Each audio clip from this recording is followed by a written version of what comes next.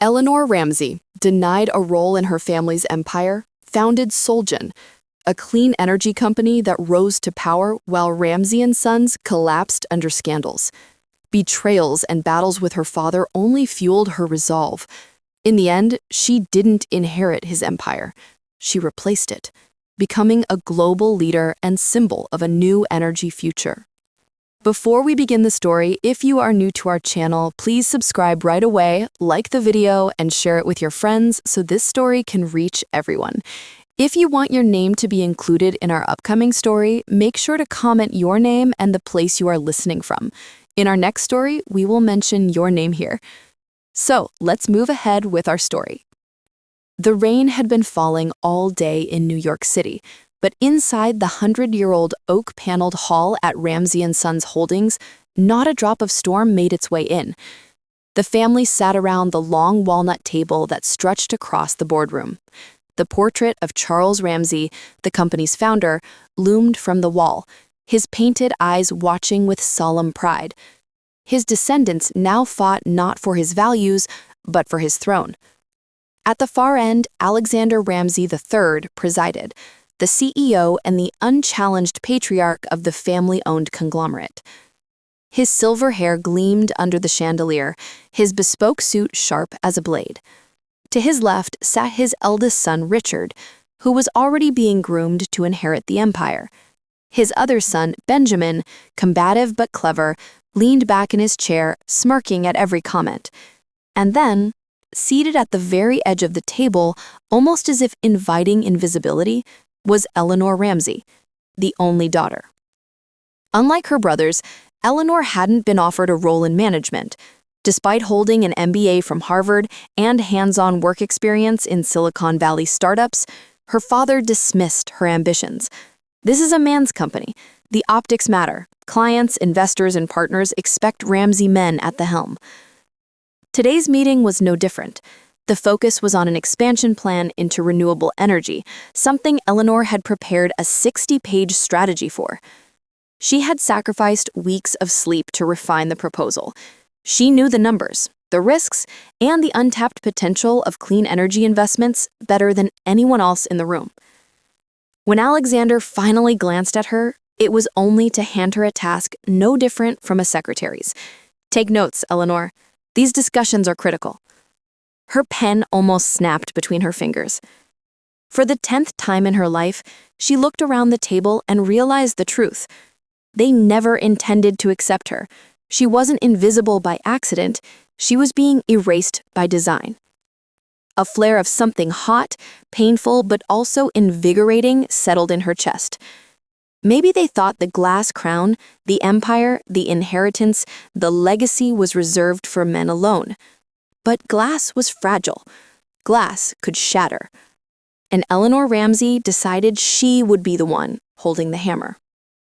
After the board adjourned, Eleanor crossed the Upper East Side in silence, her heels tapping against the rain-slicked streets. Her father's words echoed against her skull: dismissal, disdain, disbelief. Her friend and old college roommate, Maya Johnson, was waiting at a cafe near Central Park. Maya had built her own small tech consulting firm and was everything Eleanor admired: brilliant, bold, and unapologetically independent. When Eleanor arrived, soaked in fatigue and anger, Maya raised an eyebrow. "Let me guess, they treated you like the family assistant again?" Eleanor dropped her folder of unused renewable energy slides on the table with a thud. "I had the solution to one of their biggest long-term threats. The energy market is shifting. Fossil fuels won't hold forever. And what does my father say? Take notes. I'm done being sidelined." Maya leaned in. "So stop asking for a seat at their table. Build your own." The words hung in the air. Simple, inevitable, dangerous. Eleanor's gaze sharpened. For years, she had told herself that someday her father would see her worth, that her brothers would respect her ideas. But loyalty to a system designed to erase you was not loyalty. It was a prison. "What if," Eleanor said slowly, "I create a rival company, focused entirely on clean energy, something lean, innovative, disruptive, The kind of business Wall Street can't ignore. Maya smiled. Then you'll do exactly what your father fears most. You'll prove him wrong. For the first time in months, Eleanor felt her chest expand with possibility instead of bitterness. Revenge wasn't just about exposing her family's hypocrisy. It was about rewriting her own destiny. She opened her laptop right there in the dim light of the cafe and began sketching the outlines of her new venture. There would be obstacles, financial, political, familial, but Eleanor Ramsay had fire in her veins, and her father had just poured gasoline. The empire had denied her a crown, but she would forge one of her own. And when the time came, her family wouldn't just notice her, they would kneel. Eleanor had expected silence after leaving Ramsay Sons, but what she found was noise. The noise of uncertainty, the noise of a world filled with gatekeepers who looked at her and saw nothing but the daughter who didn't make the cut. Her first step was funding. No clean energy company could launch without capital. She sat through pitch meetings in sleek conference rooms across Manhattan, laying out clear forecasts, market analysis, and business models. Yet rejection piled higher than approval. "You have no proven track record in leadership," one investor said. "Your family didn't even trust you with their company," another noted with a smirk. "And the worst, you're smart, Eleanor. There's no doubt. But men like your father and brothers run industries like this, not women like you." Each rejection was like a blade, but Eleanor learned to bleed without showing pain. She adjusted. She sharpened her pitch. She moved beyond male-led venture capitalists who looked at her as an accessory. Instead, she started targeting investors who believed in disruption, people too bold to stay in the old boys club. Maya introduced her to Andrea Ross, a financial powerhouse who had once been ousted from her own hedge fund by male partners. Andrea listened intently as Eleanor described her idea for SolGen Technologies, a company devoted entirely to renewable infrastructure, solar grids, offshore wind, and eventually sustainable battery systems built with AI-managed logistics. When Eleanor finished, Andrea leaned back with a grin. "You don't want investors, you want allies. You don't want funding from people who pat you on the head, you want it from people who want to burn the old system down. I'll write the first check." The spark had ignited. SolGen was born. But Eleanor knew retaliation wouldn't take long. Rivalry in New York wasn't quiet. It was war played out across markets, media, and backroom deals.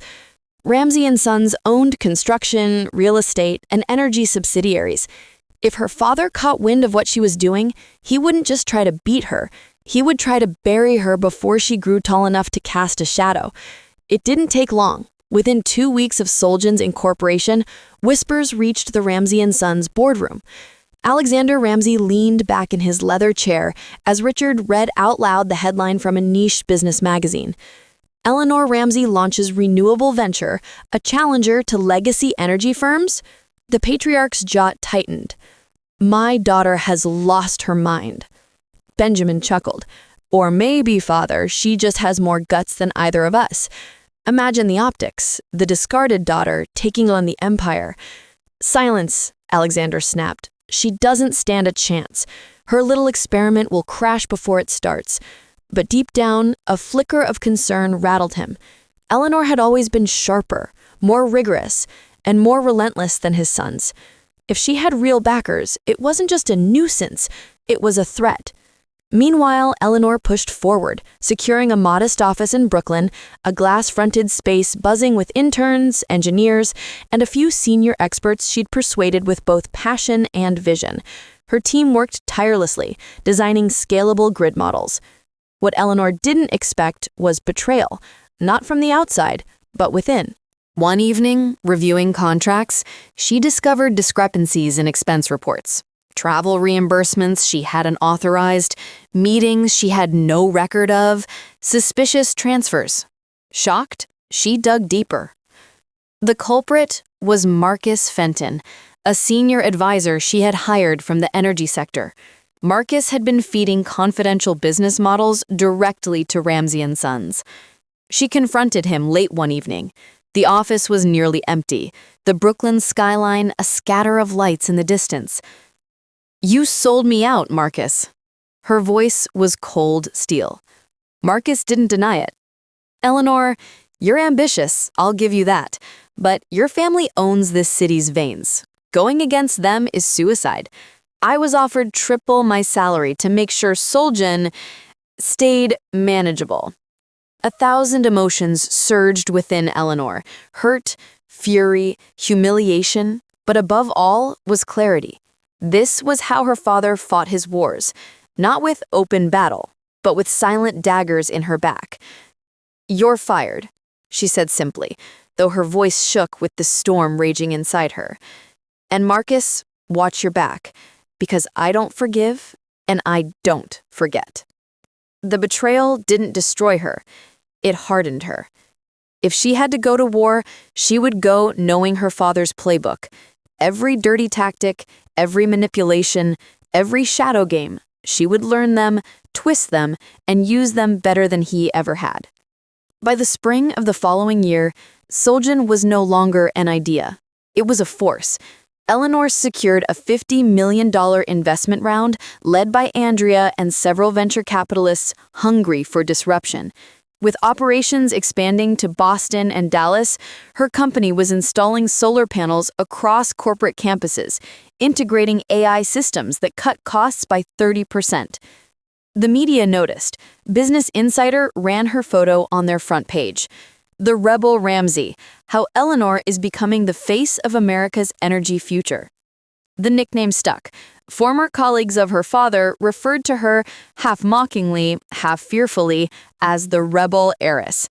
Investors who refused her now scrambled to get meetings. Eleanor's vision had become a movement.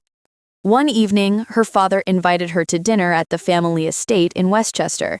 For the first time in years, Eleanor found herself walking up the familiar stone driveway toward a house that had always felt more like a museum than a home. Dinner was tense. Her father's tone carried the sharpness of warning. Richard glared at her as though she were a contagion, and Benjamin, ever the provocateur, watched with secret delight. Alexander finally spoke, his voice like smoke curling through the dining hall. You're making enemies, powerful men. You're playing with matches in a room full of gasoline. Eleanor set her glass down carefully, meeting his gaze without flinching. Matches can burn down old empires, father. Maybe that's the point. He leaned forward. You are my daughter. I raised you, gave you everything. And this is how you repay me? By trying to humiliate my company in public? No, I'm not humiliating your company. I'm building one that does what yours was too cowardly to do. For the first time, Alexander's facade cracked, his veins pulsing at his temples. Richard slammed his fist on the table, his entitlement boiling over. You'll regret this, Eleanor. Our clients are already calling, questioning us. You're tarnishing the Ramsay name. I'm not tarnishing it, Eleanor replied coolly. I'm redefining it. That dinner marked the moment the lines were carved into stone. Eleanor Ramsay was no longer just the ignored daughter. She was a rival, a threat, and soon, the enemy. And deep inside her, a voice whispered with growing power. Revenge isn't just survival. Revenge is legacy. By summer, Eleanor had transformed SolGen into a name Wall Street couldn't ignore. Her engineers launched a pilot project in Philadelphia, an entire corporate campus running exclusively on renewable grids built by SolGen. The results were staggering, a 40% cost reduction compared to Ramsay Sons' fossil fuel-based contracts. The market roared. Journalists praised her as a visionary. Investors poured in funds. Rival companies, once loyal to Ramsay Sons, began requesting consultations with SolGen. It was then, during one blistering afternoon in her Brooklyn office, that Eleanor received an email from an anonymous source. Attached was a series of documents showing Ramsay Sons' hidden offshore accounts tied to illegal oil dealings in Nigeria. Her pulse quickened as she scrolled through page after page. The family empire was neck-deep in corruption, environmental scandals, bribery, even cover-ups of oil spills. If these came to light, the Ramsay reputation would sink overnight. She immediately showed Maya. This could bury them, Maya whispered, scanning the files. Eleanor hesitated. The fire of revenge burned hot, but she knew how dangerous leaks could be. If she miscalculated, not only could her family retaliate with lawsuits, but she could also be accused of corporate sabotage. Still, there was power in truth, and truth was exactly what her father had always buried. Instead of rushing, Eleanor played it strategically. She hired a private compliance team to ensure everything was authentic, building a legal fortress around herself. She was learning. Her father knew how to wage war in shadows, but she would fight with both fire and armor. Meanwhile, cracks began showing inside Ramsay Sons. At board meetings, investors demanded explanations for dwindling contracts and SolGen's rising influence. Competitors mocked the Ramsay brothers as relics of a dying age. Even Benjamin, who had always mocked Eleanor, began secretly following her growth. Though he wouldn't admit it outright, part of him admired the sister who had been ignored and had risen like fire from ashes. The empire's glass crown was starting to chip. Eleanor's first major blow came not in court or boardrooms, but in the stock market. She orchestrated a partnership with Horizon Tech, a Silicon Valley giant known for its AI-driven energy grids. Together, they announced a joint venture, Project Phoenix, a nationwide plan to modernize public utilities through smart, renewable systems. The announcement sent shockwaves. Horizon Tech's endorsement alone catapulted SolGen into the mainstream. Their stocks soared overnight. More importantly, several municipalities that had pending contracts with Ramsay Sons canceled them in favor of SolGen, citing sustainability benefits. The morning after, Eleanor stood in her sleek new Manhattan office, looking over the skyline. The city felt different, not because New York had changed, but because she had. For years, she had walked these streets as the woman her family laughed at. Now, she walked them as the woman they feared. That afternoon, Alexander Ramsay called her directly. His voice was taut with fury. "You're crossing a line, Eleanor.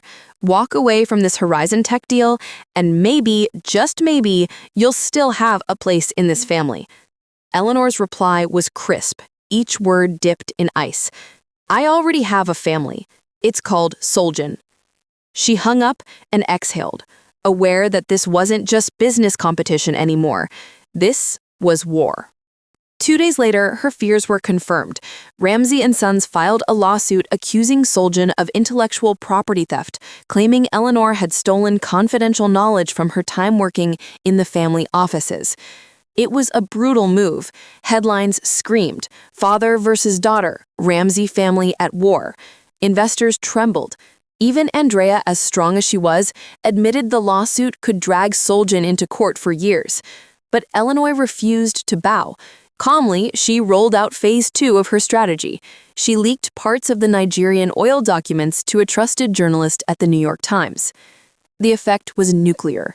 The story exploded across the media.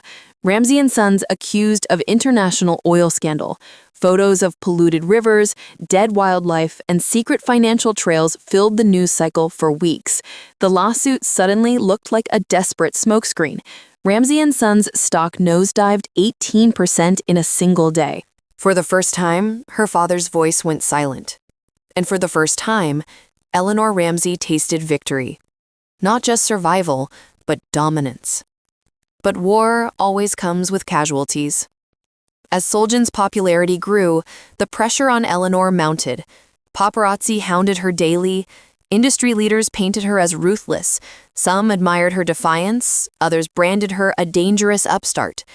Rivals began digging into her personal life, twisting her friendships, her education, even her past relationships into tabloid fodder. Her brothers reacted differently. Richard doubled down, throwing all his energy into saving Ramsay Sons, attacking Eleanor in public interviews, calling her a spoiled traitor who wants to burn the house she grew up in. Benjamin, however, surprised her. One night, she found him waiting outside her office. His usual arrogance seemed tempered, his smirk replaced with something quieter. "You've shaken him," Benjamin admitted. Father's furious. More than furious. He's scared. I didn't think anyone could ever make him scared. Eleanor crossed her arms. And you're here because I want to warn you, he's not going to play fair anymore. The lawsuit was just the beginning. He'll use every weapon, regulators, lobbyists, even the press. You know what he's capable of. Eleanor studied him. Benjamin had always been slippery, half ally, half enemy. Trusting him was like handling a blade by its edge. But even so, she believed his warning. Then let him come, Eleanor said, her voice steady. Because every time he tries to destroy me, he only proves why I left in the first place. Still, when Benjamin left, Eleanor sat alone in her empty office, her chest tight. She knew he was right. Her father had built an empire by crushing enemies far better connected than her. Revenge was a fire, and she had to make sure it consumed him, not her. As she looked out at the Manhattan streets glowing with midnight lights, Eleanor made herself a promise. If her father wanted a war without mercy, she would fight it. But she would also win differently. He had built Ramsay Sons on exploitation, intimidation, and silence. She would build SolGen into an empire fueled not by fear, but by vision. She would prove the old world wrong, not only by burning them down, but by creating something greater, brighter, untouchable. The path ahead would only grow darker, but Eleanor Ramsay had already chosen. She didn't just want revenge anymore. She wanted to inherit America's future, and she wasn't going to share the crown. In America, no true corporate war stayed confined to stockrooms and board tables. Eventually, it spilled into Washington. Eleanor learned this when SolGen's growing success caught the attention of senators pushing a clean energy bill through Congress. They invited her to testify about sustainable infrastructure. Standing in the Senate hall, surrounded by cameras and lawmakers, Eleanor carried herself with calm fire. She described the long-term benefits of renewable energy, the economic opportunities it opened, and the corporate responsibility her father's generation had ignored. Her words hit the air like an anthem. Overnight, she became the unofficial face of corporate reform. But the more she rose, the more vicious her father's strategies became. Alexander Ramsay had no intention of letting his daughter dethrone him, not in the markets, and certainly not in Washington. He began funneling money into lobbying campaigns, painting SolGen as a reckless startup jeopardizing jobs. Politicians aligned with fossil fuel giants suddenly turned hostile. Headlines twisted Eleanor's testimony as grandstanding from a daughter with a grudge. It was a chess move, classic Alexander Ramsay. Every time she advanced, he poisoned the board. In response, Eleanor went grassroots. She launched the SolGen Pledge, where corporations could publicly commit to a renewable transition in 5 years. She invited small businesses, universities, and even municipalities to sign it. The movement spread far faster than she imagined. Ordinary citizens rallied behind her message. For every senator Alexander tried to buy, Eleanor won 1,000 voters. And somewhere deep inside, the old patriarch began to realize something he had never admitted, even to himself. His daughter wasn't just revenge-driven. She was loved, and loyalty couldn't be bought. Power doesn't just attract enemies. It breeds betrayal. Eleanor discovered that lesson brutally. One late night, reviewing reports, she realized another leak had emerged from inside her company. This one was worse than Marcus's betrayal. It wasn't money siphoned this time, but critical strategy documents for Project Phoenix 2, SolGen's next-generation grid expansion. If these reached Ramsay Sons, they could undercut her entire plan. When Andrea called her with urgent news the next morning, Eleanor's stomach dropped. "It's Maya," Andrea said quietly. "Your friend. She's been feeding information to Ramsay Sons." Eleanor froze. Her chest turned hollow, her fingertips numb. "That's impossible. Maya's been with me since the beginning." Andrea sighed. People change when the stakes get high. I've confirmed payments routed to an account under her name. I'm sorry, Eleanor, but it's true. The betrayal cut deeper than any of her father's schemes. Maya was supposed to be her ally, her sister in arms. Now she realized that sometimes even the people who built you up could carve you open. That evening, Eleanor confronted her in their old cafe, the same place where SolGen had been conceived. Eleanor's voice cracked not from weakness, but from rage barely contained. Why, Maya? After everything we built together, why? Maya's expression was unreadable. Because you're not fighting for a company anymore, Eleanor. You're fighting for a crown. And I realized I don't want to build someone else's kingdom just to live in its shadow. Your father offered me power, something you promised but never gave. Tears pressed behind Eleanor's eyes, but she blinked them back like daggers. Power doesn't make you free, Maya. It makes you a prisoner to someone else's leash. Then we'll see whose leash is stronger, Maya said coldly, walking away. The wound was personal, but it lit a new fire in Eleanor. Her father thought betrayal would weaken her. Instead, it reminded her why she fought. She couldn't just challenge Ramsay and Sons anymore. She had to destroy them. By autumn, Ramsay and Sons was bleeding. Investigations into their oil dealings intensified. Several board members resigned, clients defected to SolGen in droves. Alexander Ramsay, now a lion cornered, made his boldest and most desperate strike. He called in political favors to launch a federal investigation into SolGen itself. Accusations swirled: money laundering, foreign collusion, securities fraud. None were true, but truth had little power against spectacle. For weeks, federal auditors combed SolGen's finances. Eleanor found herself dragged through hearings, her face splashed across the media as the rebel heiress under fire. Investors panicked, stocks dipped, journalists circled like vultures. But Eleanor had prepared. Every record at SolGen was airtight, every deal transparent.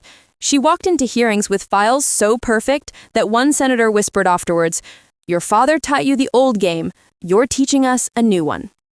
Then came the moment that shifted the war entirely. In the middle of a televised hearing, while reporters filled the chamber, Eleanor finally snapped, not out of anger, but out of clarity. "You want to know why I left my family's empire?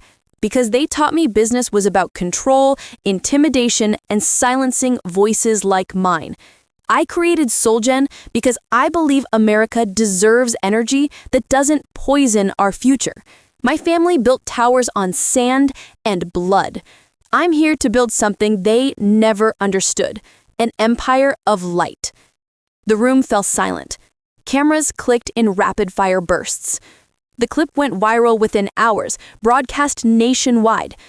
For the first time, Alexander Ramsay realized he hadn't just lost control of the narrative, he had lost control of his daughter. And Eleanor hadn't just survived his desperate strike, she had turned it into fuel. The war was nearing its climax. The winter air in New York felt sharp as glass the night Eleanor walked into Ramsay Tower for the first time in years. Reporters swarmed the streets outside. The markets had been buzzing with speculation all week. Was Ramsay and Sons collapsing? Would Eleanor finally take over? But this meeting wasn't about business. It was a family reckoning. In the top-floor boardroom, Alexander Ramsay sat waiting. His once immovable presence now diminished. His hair seemed grayer, his shoulders heavy. Around him sat the remnants of the empire's board, older men clinging desperately to a sinking legacy. Richard stood by his father with fists clenched, fury carved into his jawline. Benjamin lingered in the shadows, unreadable as ever. Eleanor entered wearing no jewelry, no extravagant coat, just a black suit that framed her with quiet authority. She placed her bag on the table, meeting her father's gaze with unflinching calm. "Are we here to talk about survival or surrender?" Alexander's jaw tightened. "This is still my empire. You're nothing without my name." "Funny. My name nearly destroyed me. I'm standing here in spite of it." Richard slammed his palm onto the wood. "You've tarnished everything. Father built this company by bleeding for it." "No," Eleanor cut him off. "He built it by bleeding others, the environment, the workers, the law, and now it's bleeding him." Benjamin finally spoke, his voice low. "She's right, Richard. SolGen didn't kill this company. Father's pride did."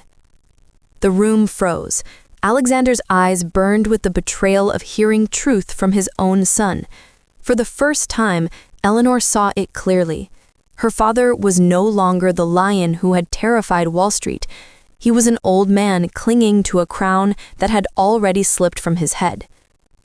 "Get out," Alexander growled. "All of you. This meeting is over."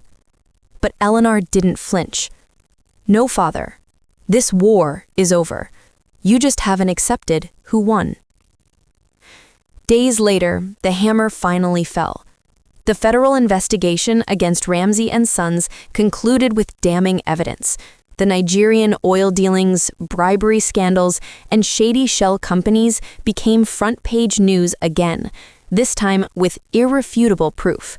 Several top executives faced indictments. Class action lawsuits poured in. The company's stock plummeted 40% in 2 weeks. Banks froze credit lines, longtime partners terminated contracts. The empire that once seemed untouchable crumbled tower by tower. Alexander retreated from the public eye. Richard attempted to rally, appearing on television with fiery denials, but only embarrassed himself as journalists shredded every lie. Benjamin, strangely, made no public appearances, his silence more powerful than any statement. Meanwhile, SolGen soared. After Eleanor's Senate testimony, Horizon Tech doubled its investment. Major corporations signed the SolGen pledge. Across America, her projects became synonymous with progress. Universities, hospitals, and even state governments signed contracts faster than her teams could execute them. Yet, even amid her victories, Eleanor felt a shadow pressing against her. She would look out from her Manhattan office, admiring the skyline, but in her chest an ache lingered. She was winning, yes, but what did victory taste like when it came at the cost of everything once called family? One night, Benjamin finally appeared at her office unannounced. His face was pale, his words heavy. "He's sick," he admitted. "He hasn't told anyone, but the stress, it's breaking him. Doctors say his heart can't take it much longer." Eleanor's throat tightened. She hated her father for what he did to her, for erasing her, for trying to bury her.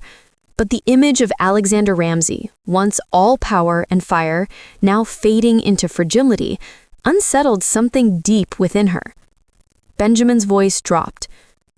"When he dies, people will say you killed him. Are you ready to carry that?" Eleanor turned away, staring at the lights glittering over the city.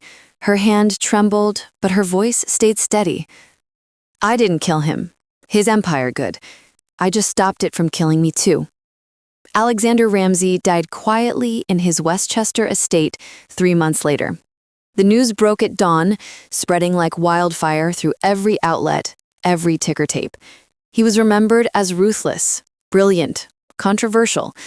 Some praised him as a visionary who built an empire from nothing. Others cursed him as a tyrant who poisoned generations.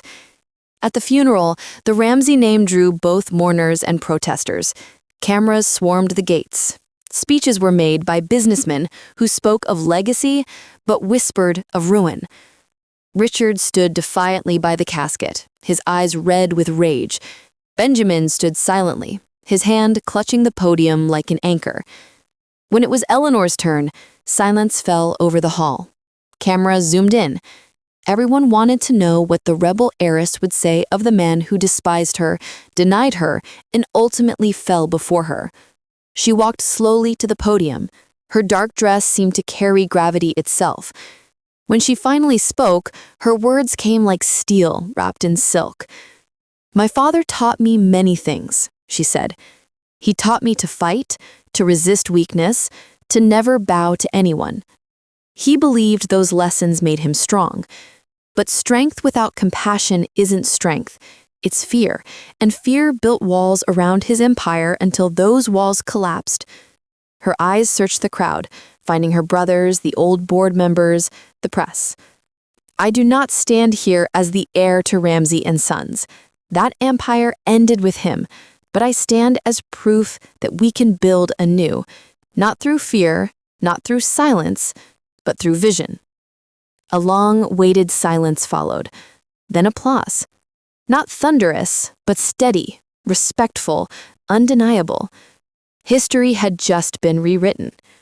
In the weeks after his death, Ramsay and Sons formally declared bankruptcy. Richard vanished into insignificance, clinging to ashes. Benjamin surprisingly joined SolGen, not for power, but because, for once, he believed in something beyond survival. And Eleanor, the once forgotten daughter, was no longer rebel heiress. She was CEO of the fastest-growing clean energy company in America, a symbol of defiance, innovation, and change. One night, months later, she stood on the rooftop of SolGen's new headquarters, staring at the Manhattan skyline where Ramsay Tower still loomed, dark, empty, unsold. Maya's betrayal still burned, her father's cruelty still scarred. Victory hadn't erased the war, but Eleanor Ramsay no longer sought only revenge. She sought creation. "I don't need their crown," she whispered to the night. "I built my own." And as the city gleamed beneath her, powered by fragments of SolGen's new grids, Eleanor smiled faintly. For the first time in her life, she wasn't invisible. She was inevitable. 5 years after Alexander Ramsay's death, New York City looked different. Across the skyline, solar-integrated skyscrapers glittered like prisms in the evening sun. Electric grids pulsed with efficiency, monitored by AI networks Eleanor's company had pioneered.